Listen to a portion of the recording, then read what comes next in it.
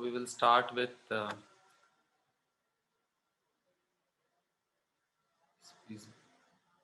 we'll start with today's session, which is small intestine as per TCM.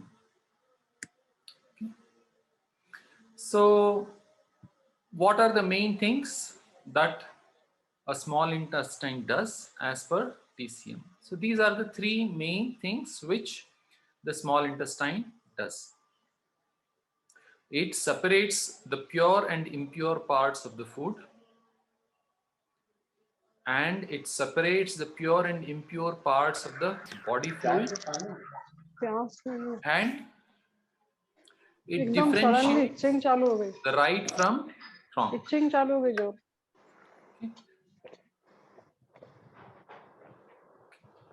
So if you see all the three things, it is related to separation of the pure and impure.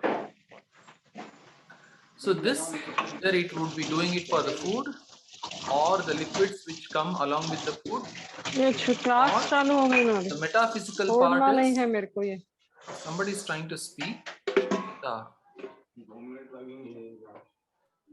Anything else? Did you want to say something? Else you could mute yourself.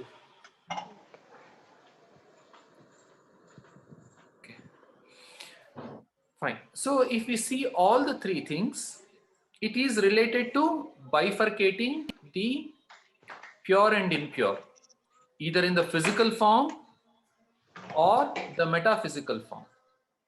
Okay. This is the main part of small, or this is the main function of the small intestine. So we will try to go into each of this. So before that, we had discussed about stomach in the last session. So we will do a little bit of continuation from the last week. Okay. So we discussed that whatever is the content in the stomach, it is acidic.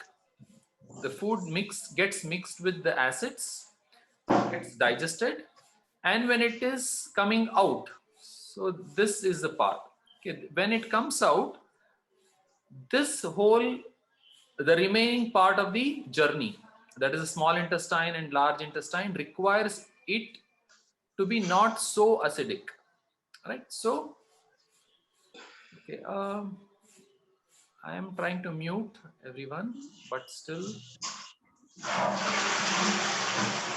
Shweta ji, please mute yourself.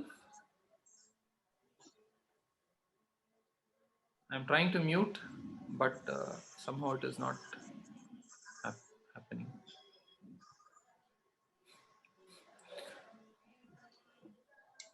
Okay. Please, no, this is all very basic things. If you are not speaking, please mute yourself. And if you don't know how to mute yourself, ask somebody in the house.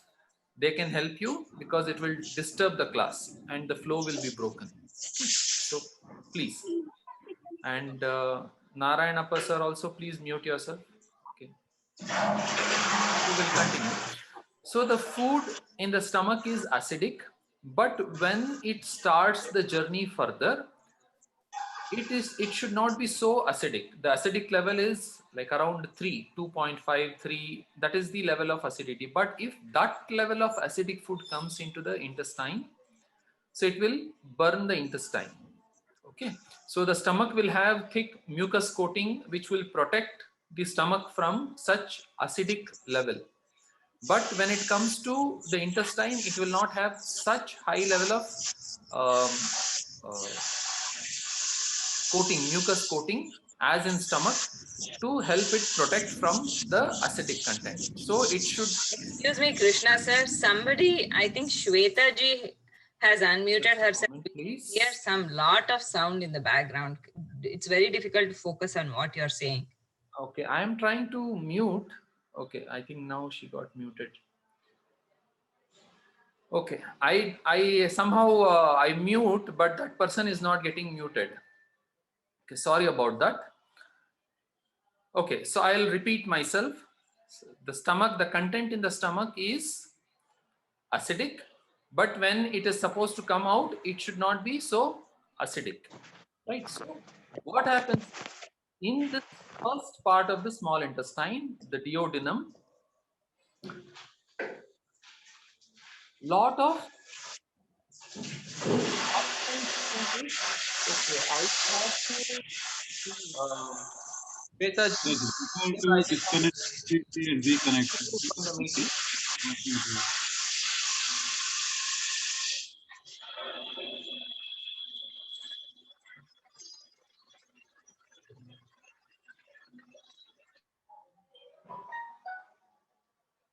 Okay.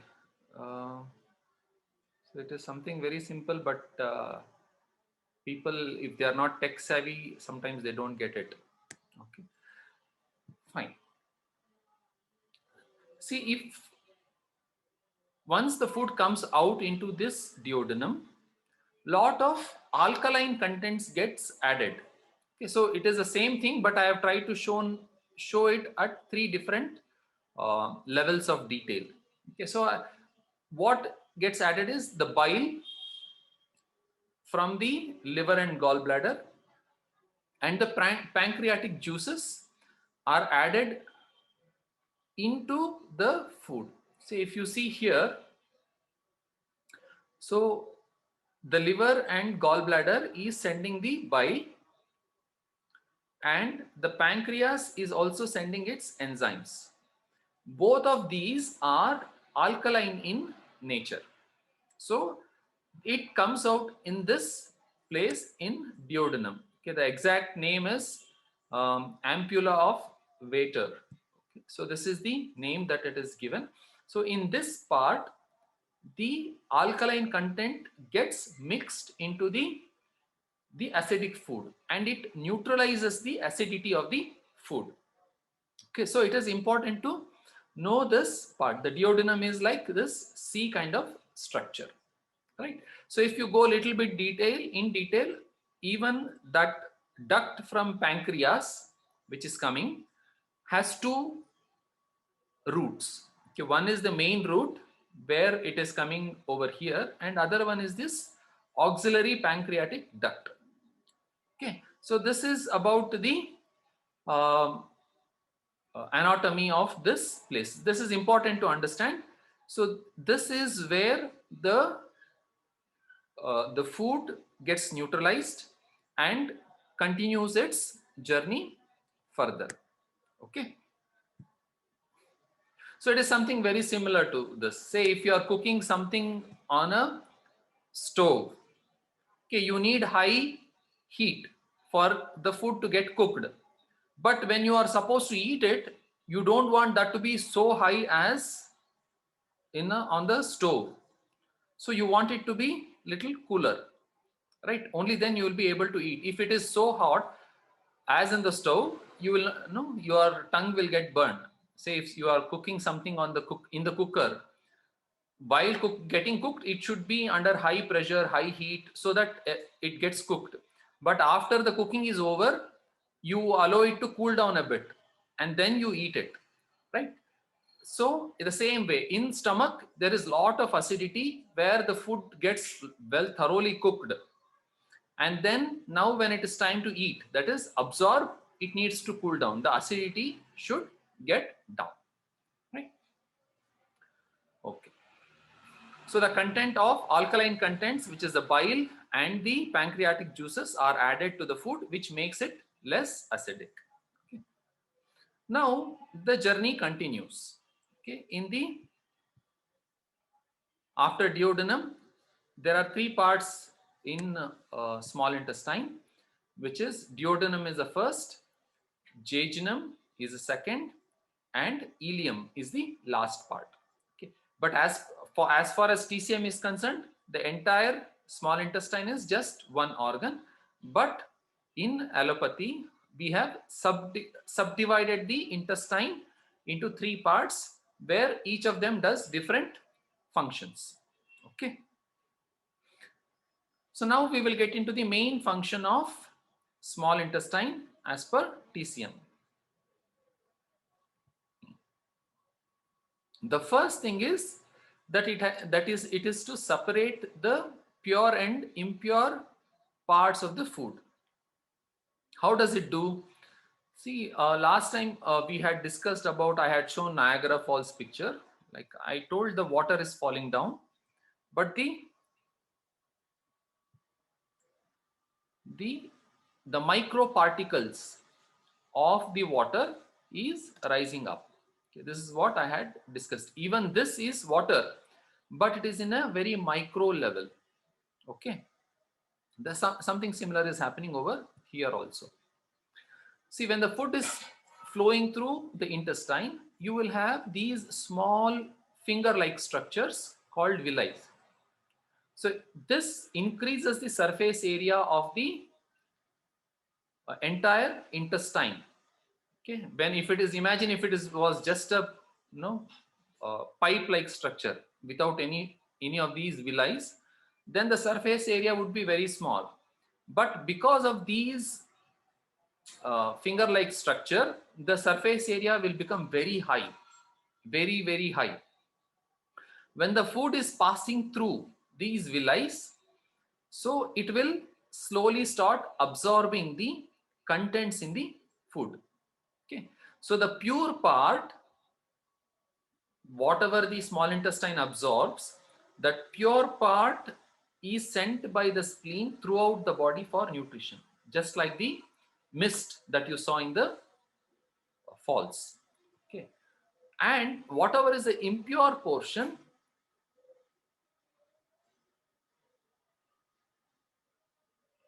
okay, it was, just hold on for a moment please.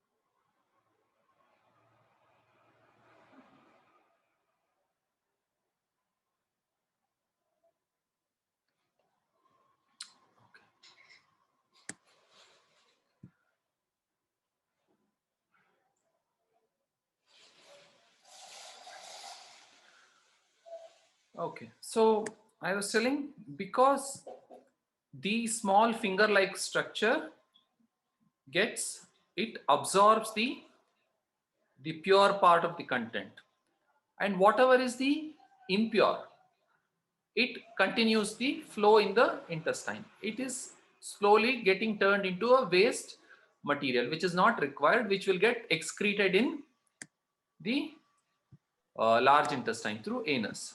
Okay. So the impure portion is converted into waste and sent to LI for excretion. So this is the most important. The pure part is sucked from the villi. The intestine sucks the nutrition and sends for that nutrition to be distributed. How, we will look into it little later. But what TCM says is, this absorption part, that energy is provided by spleen. Okay, this is important thing to understand. When somebody's spleen is weak, they will not be able to absorb the nutrients from the food, so they will have malnutrition. So all of these things, in theory, what you're learning will be very, very, very handy in when we come to diagnosis part, because based on these things only we will diagnose what is happening with the patient.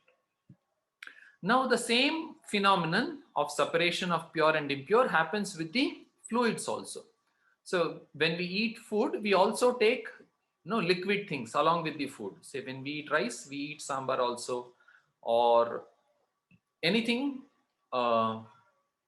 liquid which we eat. Even that liquid has to be separated. The pure and the impure part has to be separated. Now, when that impure fluids is separated, what happens to it is important to know. So the impure fluids present in the food are sent to urinary bladder for excretion as urine.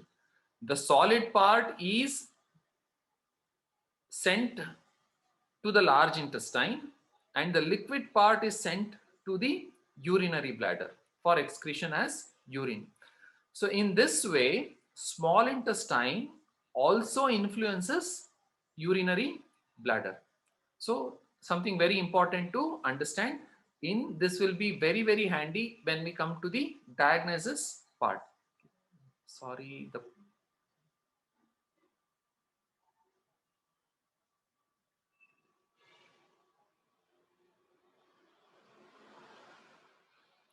okay.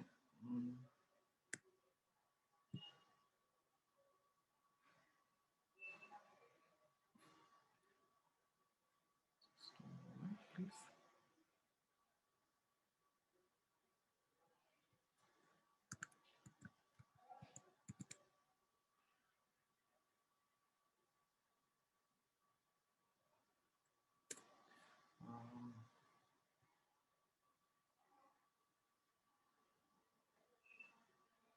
It creates so much of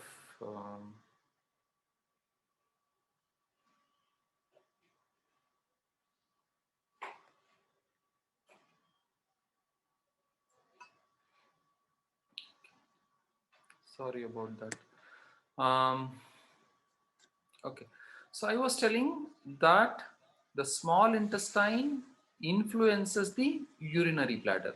If you see into the organ clock, after SI, UB will come. So in that way, we know how these two are interconnected.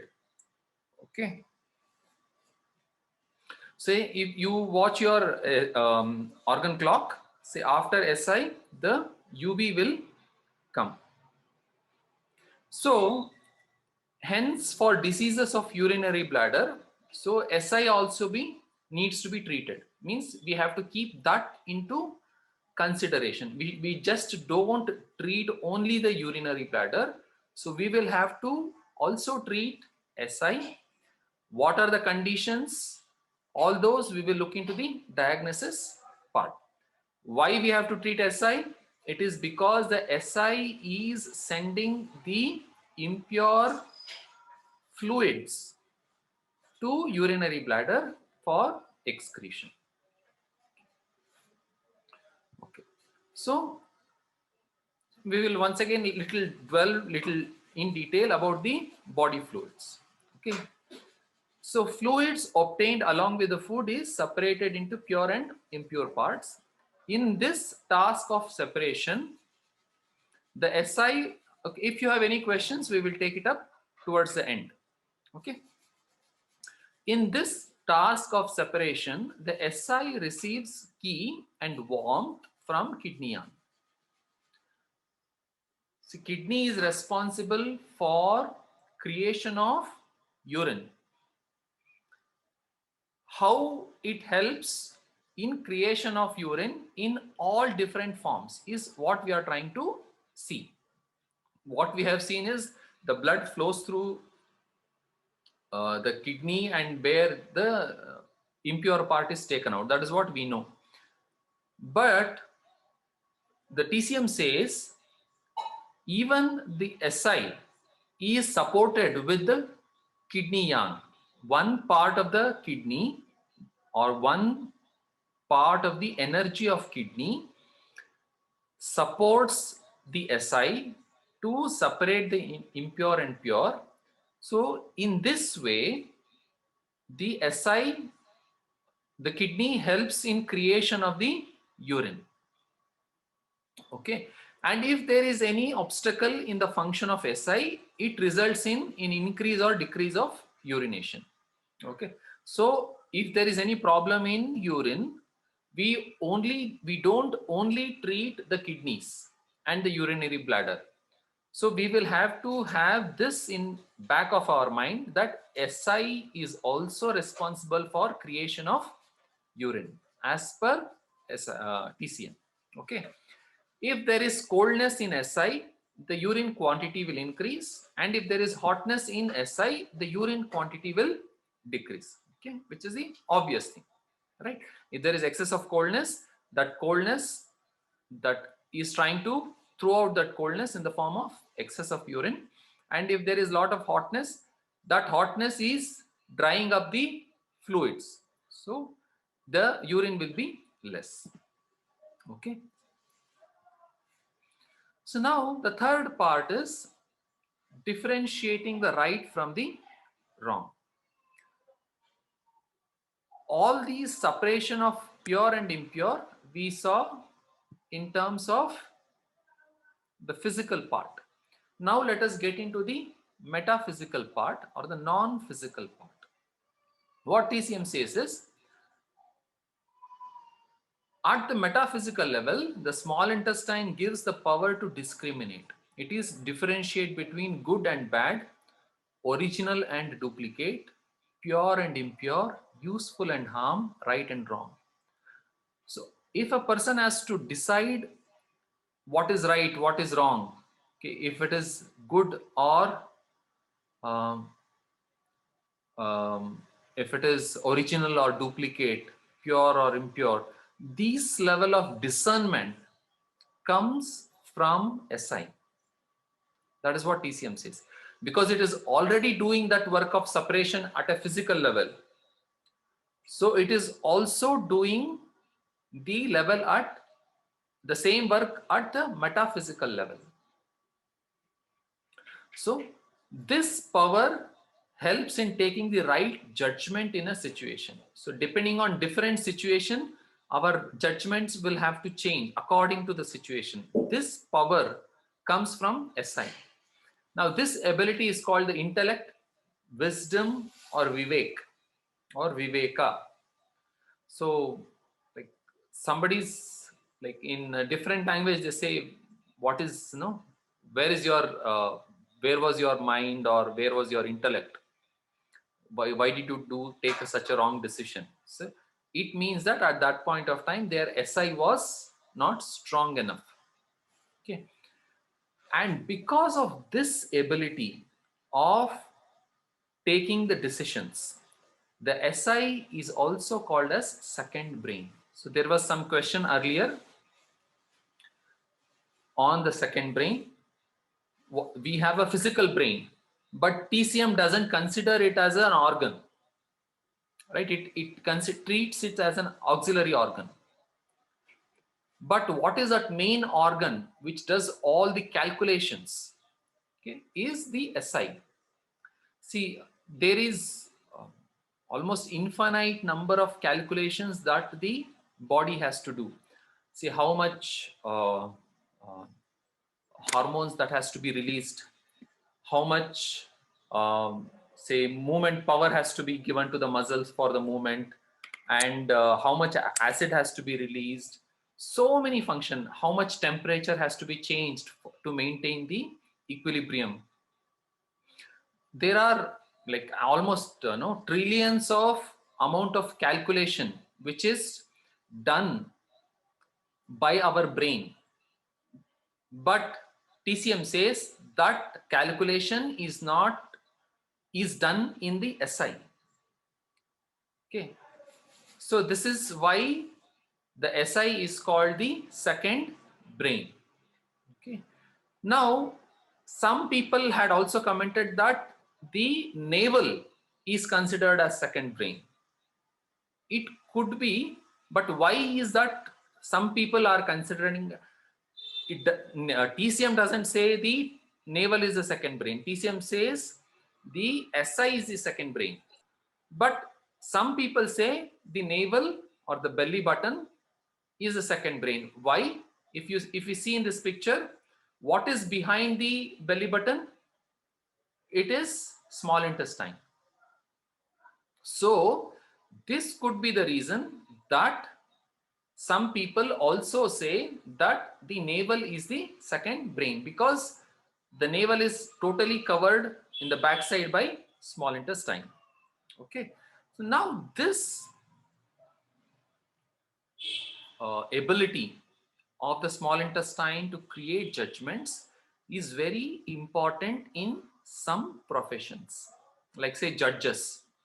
Okay, so they will have to have a clear judgment on what is right, on what is wrong, and what is just fake.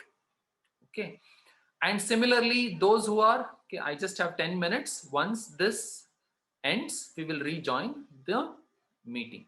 Okay, so once the people who are very good in math, they are good in numbers, in calculations. Where is that ability coming to them?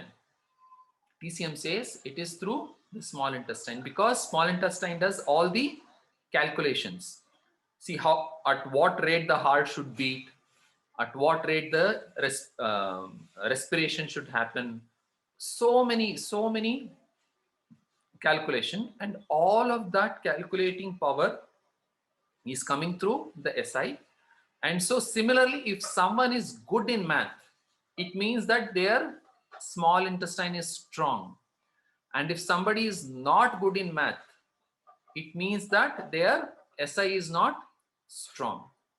So many of the decisions that we'll have to take, say somebody is driving a aeroplane, their calculations have to be spot on.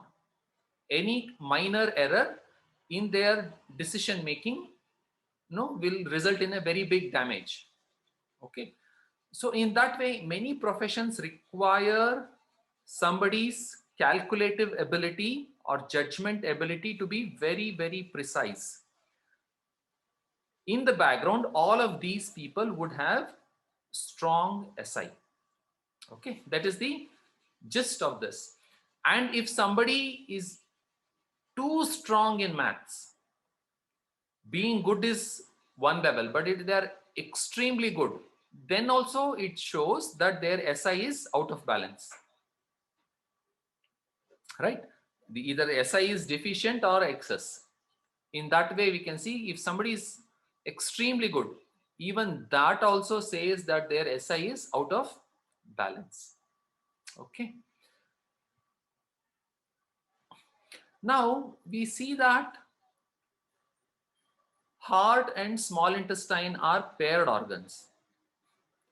Now in TCM, heart is the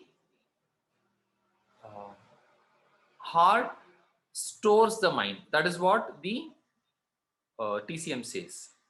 Okay, heart stores mind, and now the small intestines give capacity for taking clear judgment.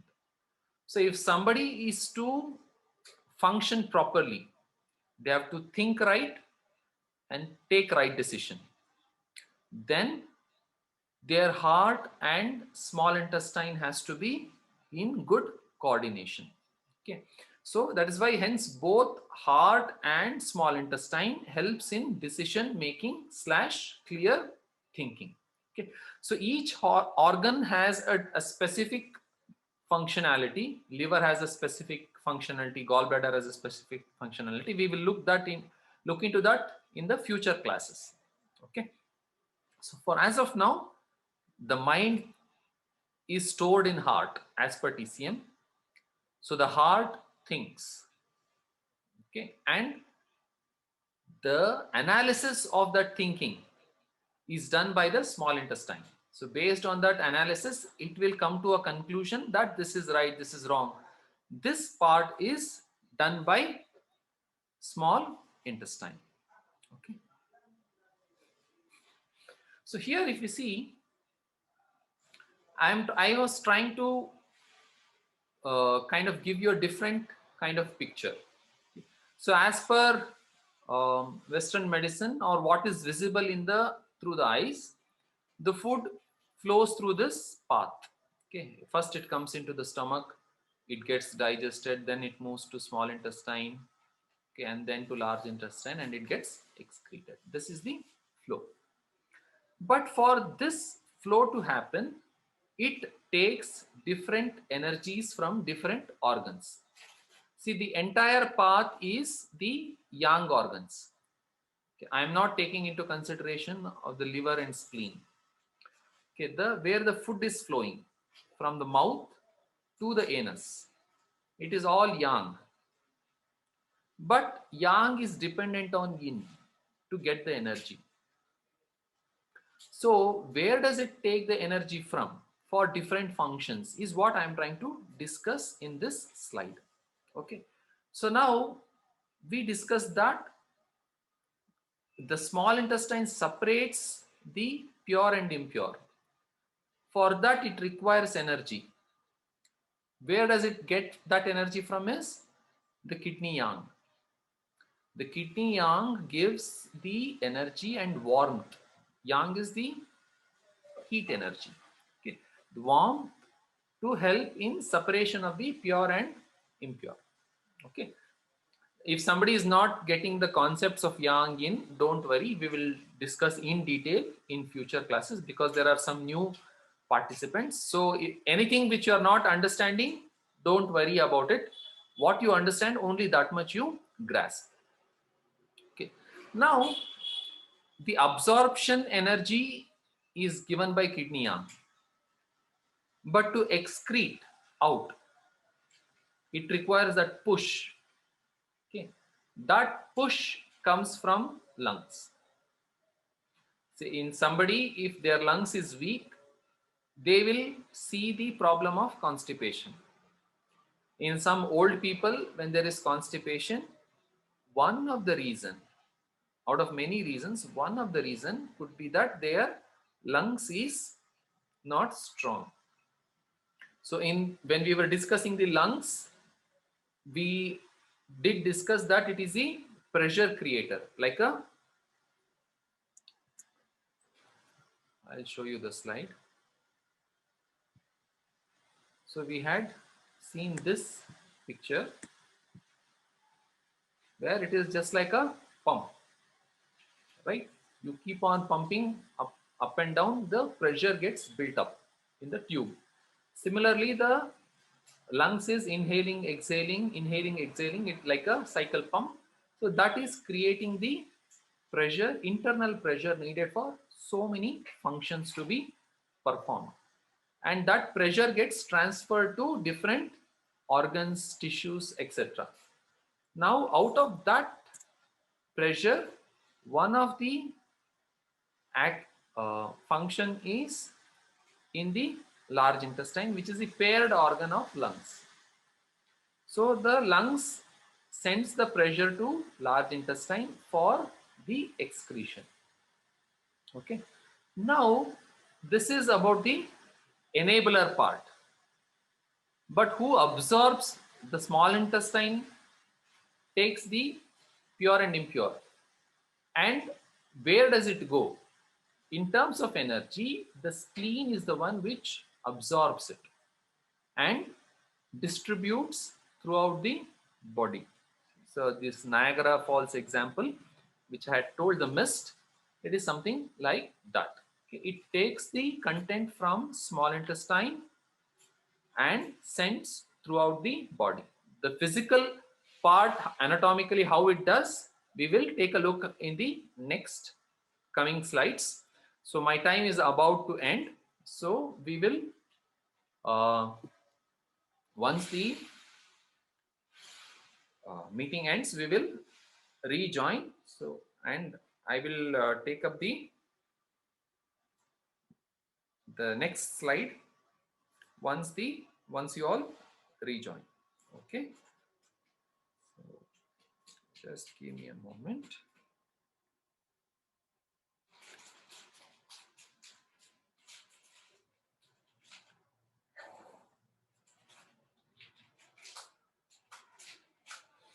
Okay, so it is about to end. So we will end the meeting over here and then rejoin.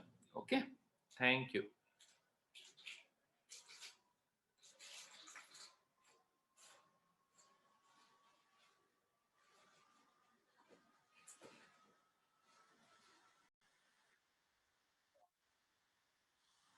So we will continue with our session. So I was telling the energy to, or the spleen is the one which absorbs the content. Okay. So how it does, we will try to take a look at it in the coming slides. Okay. So what we see in the anatomy physiology is this part, but behind that the invisible energies are these. Okay, so different organs enable different parts of the GIT, the digestive process. Okay.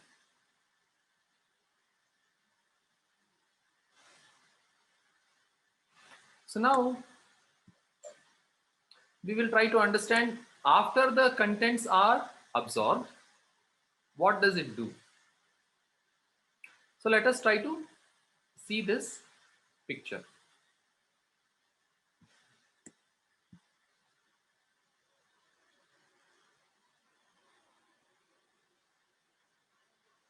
Okay.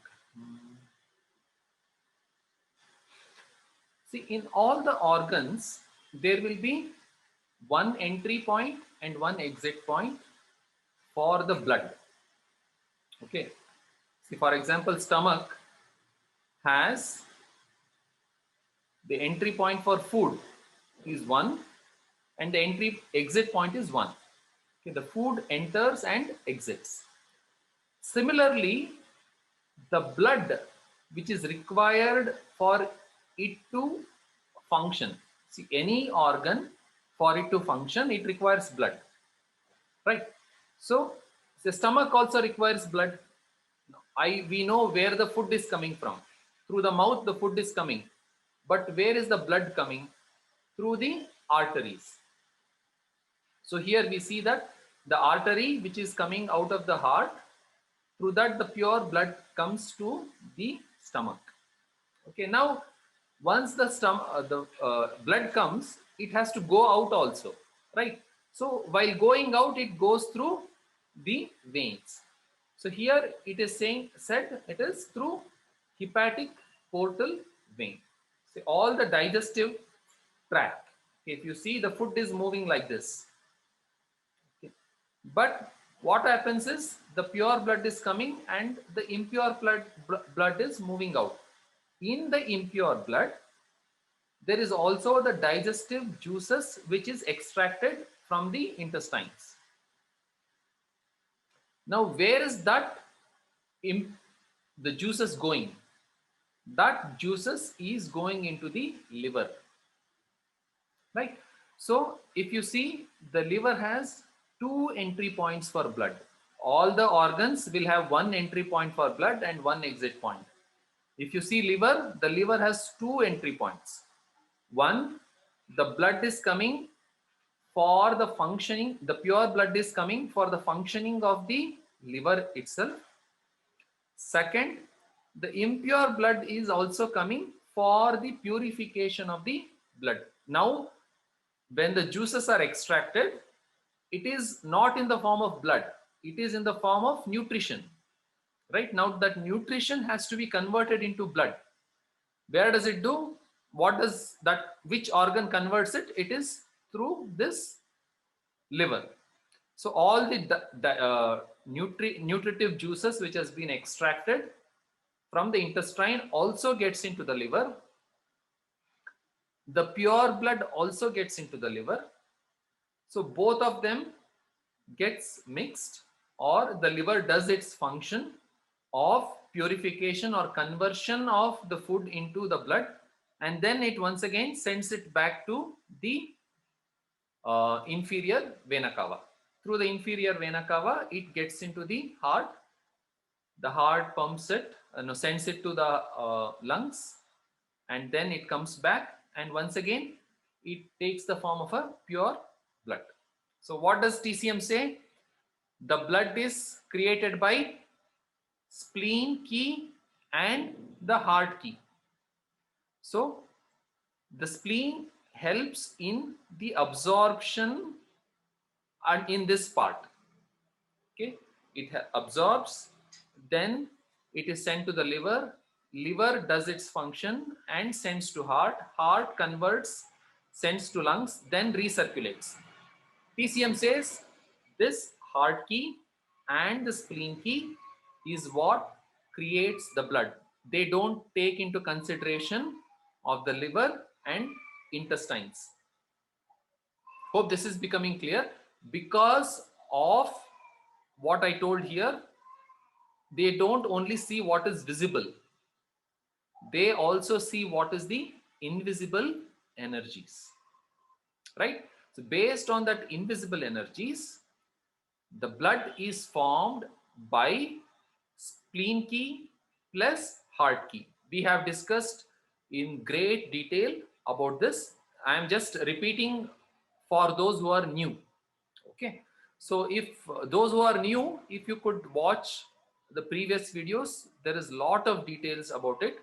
So because it will be just no, it will not be the right use of the time if we repeat the entire stuff. Okay, please watch the previous videos. So this is another view of the same thing. See, there is pure blood coming from the arteries.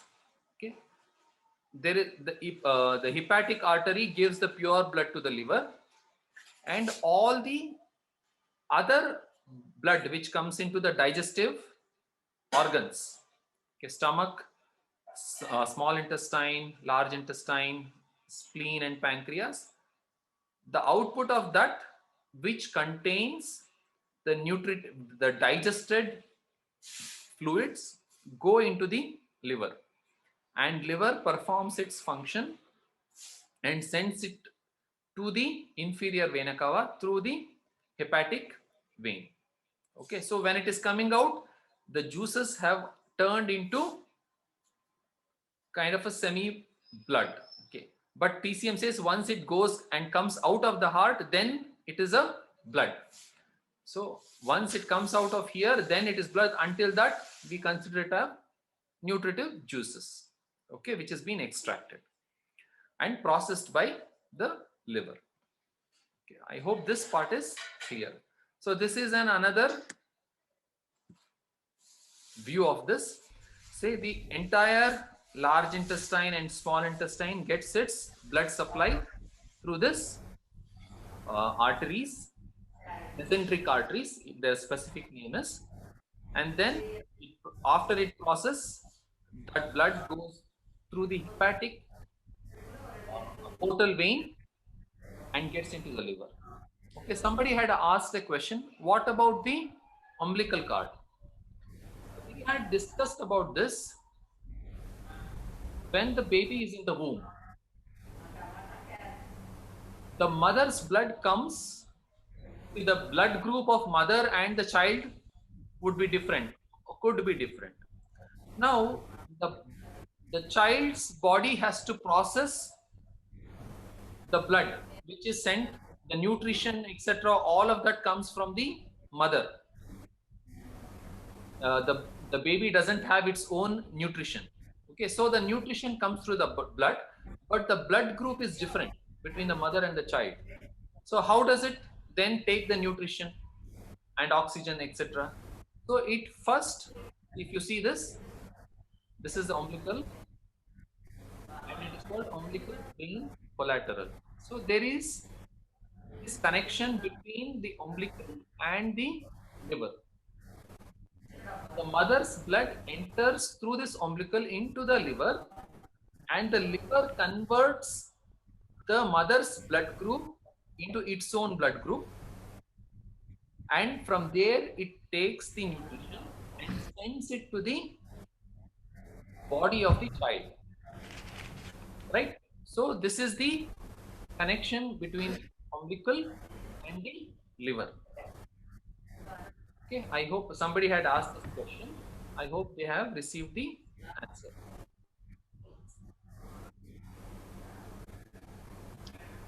Murthy. Yes, Sushila madam, yes. There's no blood group conversion, no? Just Okay, for the information, exchange of there's no nutrients, conversion. not the blood group conversion. I don't want to contest any of the other thing, though it's really way out for me. But I would say that there is no blood group conversion by the baby, you know, from the navel. Whatever group they have got, two separate circulations. They have through the placenta. This happens through the placenta of the mother, and they are quite individually separate. And as long as the baby is in the womb, the nutrition is entirely from the mother. But sometimes the placental barrier is crossed, and some of the mother's blood group, if it goes into the baby, you may have problems of incompatibility. This is a scientific fact. Okay. So I think all our discussion should be within the realms of at least accepted scientific fact. Though it has got other PCM, esoteric understanding of energy, but actually the fact they don't mix. But baby's navel is quite independent. Okay. So yes, It the was, I circulation think is it was a established. mistake. There is no blood conversion, but the exchange of nutrition. I think. Yes, right. Okay. So it was. Yeah, they're right. Thanks for correcting. Acceptable. Yeah. Thank you. So this was the content for today. So from here, any questions on the topic? On this topic or any of the previous topic? Any questions on this? I have a question, Krishna sir. We generally think of pericardium as associated with mental activity. Now TCM is also saying small intestine is connected with that. Little bit confused there. No, pericardium, say we generally treat it for high level of emotion. So like say probably after some classes you will get the clarity on what organ is doing what. Okay, so it is something like the heart is a king and the king is protected by ministers. Okay, so pericardium is like a minister, right? So it is not like we also treat pericardium for mind related issues. It is the connection between the pericardium and the heart. But this is the connection between the heart and the small intestine.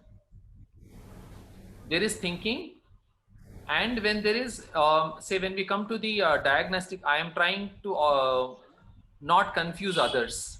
Okay, so each one has their own role. Okay, probably in next few classes you will get to know what they are. Okay, so as far as now, heart thinks, small intestine calculates. Krishnamurti, pericardium in TCM is considered the brain, right? TCM is considered a nervous system that is in TCM. Pericardium is considered like the brain, right? See, it was originally it was not told in that way. These two meridians, pericardium and triple warmer, was very kind of vague. There was no physical association to that pericardium and triple warmer. So when Dr. Park Zewu, when he was doing his research, he interpreted pericardium as brain and triple warmer as spine. But in TCM, it doesn't say that pericardium is brain and the triple warmer is spine. It is independent, like if it is of its own. But the later philosophers or researchers gave a different interpretation for these two things. So when we see Dr. Wall, he gave a different interpretation for it. These two things. So in that way, but original TCM doesn't say in that way. Does it answer the question? Yeah, good to know. So wait for a few classes, then we will discuss about pericardium also. Okay, thanks. Yeah. Any other questions? Krishnamurti-san? Yes, ma'am. You said judgment and all that is SI related, but we've been reading GB is the decision-making responsibility fellow. See, GB is the courage. See, mind thinks. Then I analyze what my thoughts is coming. Okay, the small intestine does the analysis and concludes, okay, this is right, this is wrong.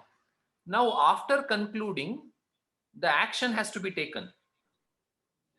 That courage to take that action comes from gallbladder. Okay, okay. Analysis is done by SI. SI, yes. Acha, intellectual part. Yes. And then the The verdict is courage- given. Okay. The courage comes from gallbladder. Say when there is no sync between SI and gallbladder, a person will take rash decisions. In the sense, okay, they will just go ahead and do it without properly thinking through it. So somebody's gallbladder is very excess. They blindly take any decisions. Okay, these criminals and all, when what you see, they are very courageous to do bold actions, but in the wrong direction. Not Their supported by SI is not functioning properly, but only the gallbladder is predominant. Okay. And when you say pure and impure, Mhm. you are meaning what is needed by the body and what is not needed by the body, right? Yes. Yes. Okay. Okay, sir. Thank you. Welcome.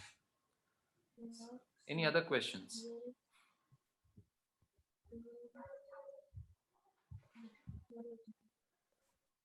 You said the good part of food Mhm. is absorbed by nutrients, right? What about the good part of fluids also? Again, the nutrients it is? Yes, that is what I told, right? In this part, the body Understood. fluids, that is also taken care by small intestine.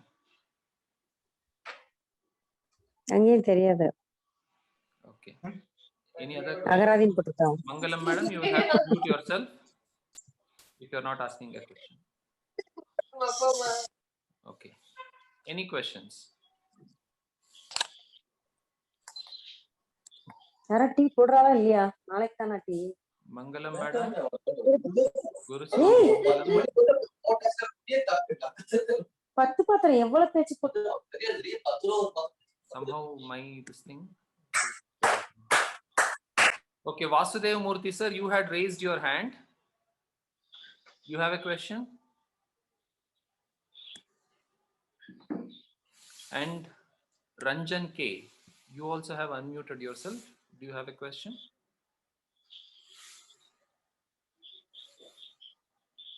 Okay, so looks like there are no questions. So Krishnamurthy, sir, Yes. one more thing. Yes, If madam. any problem with the urinary bladder functioning, we start from the SI. Similarly, any problem with the large intestine also, we start from the SI because it is receiving from there only. So we will discuss about the large intestine in the next class. So, Okay. okay. So, so whenever there is a problem with the urine, we don't only treat kidney and UB. We also have an eye on SI. The problem could be from there also. Okay. Any questions? Further questions?